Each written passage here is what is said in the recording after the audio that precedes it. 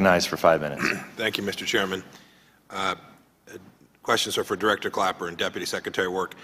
I sit on a joint task force along with Mr. Calvert and Mr. Wenstrup that was looking into the manipulation of intelligence at Central Command. Have both of you had a chance to read the interim report that the task force filed? You mean the committee report? Yes, sir. Yes, sir, I've read it. Mr. Work? I've not read it in detail, sir. In that, there are pretty clear cases of intelligence manipulation, and my question is, what accountability for any person associated with that has been held to date? Mr. Work? Sir, what we have been waiting on is the completion of the IG investigation. Mr. Work, it's been, just for the record, it's 2 years. We have soldiers in the field, and we had intelligence that wasn't getting to the right place to keep these young men and women safe so that we could make good policy decisions. It's been 2 years. To tell a soldier that you're waiting on an IG report is unacceptable. Tell me who's been held accountable. I would have to ask Undersecretary of Defense Letcher if any particular people have been held accountable. What the Secretary and I have said over and over and over again, we expect the highest standards in the intelligence community. Did we get that, Mr. Work?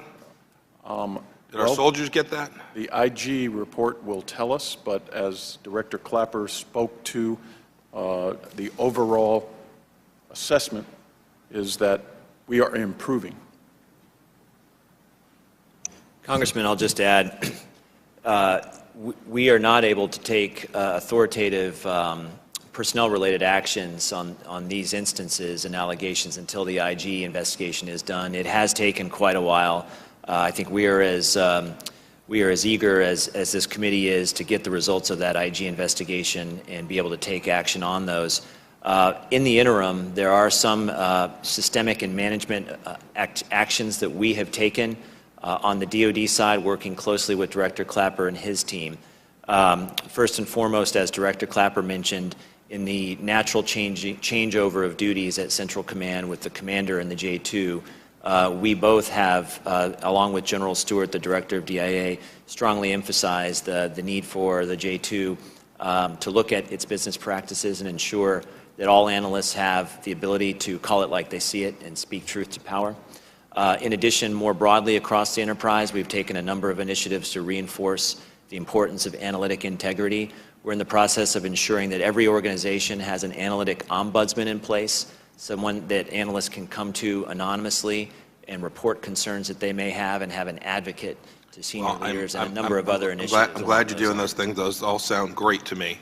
I have to tell you that the American people and our soldiers and sailors, airmen, and Marines deserve not to wait 2 years to hold accountable folks who put bad information in the field. Director Clapper, there are reports, press reports that indicate that there was information withheld from a presidential daily briefing until after General Austin had testified. Are you aware of the reports, and if so, are those reports accurate? I'm aware of the reports, and the examination done by our analytic integrity officer didn't find any substantiation of that.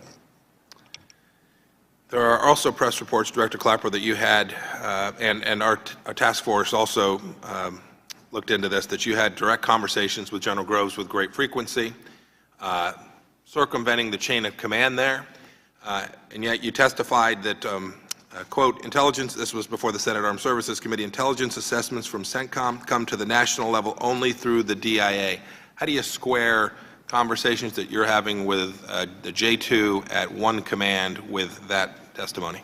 The conversations I had with the J2 by VTC were only for tactical updates, not to discuss broad assessments.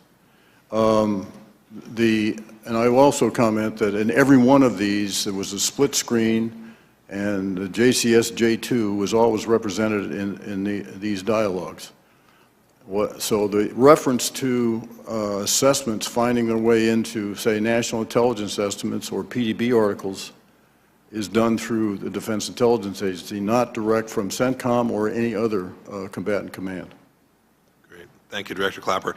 Director Clapper, President Obama removed Iran Air's designation as a proliferator of weapons of mass destruction on January 15, 2016, as part of the JCPOA.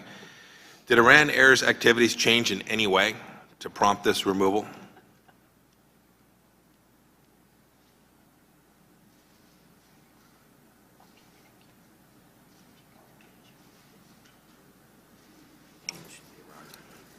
I believe, if I'm correct, Iran is still a state sponsor of terrorism. I don't think we've reclassified Iran. Right, no, that's my question. But the president removed Iran Air's designation as a proliferator of weapons of mass destruction and a provider of material support to the IRGC as part of the JCPOA, or simultaneously with the JCPOA, more properly.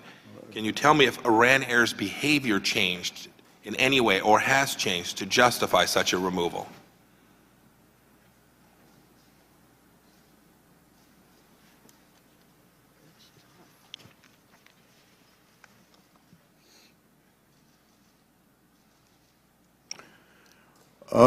I can't say that Iran's behavior has changed. It has continued aggressive missile development and missile fielding.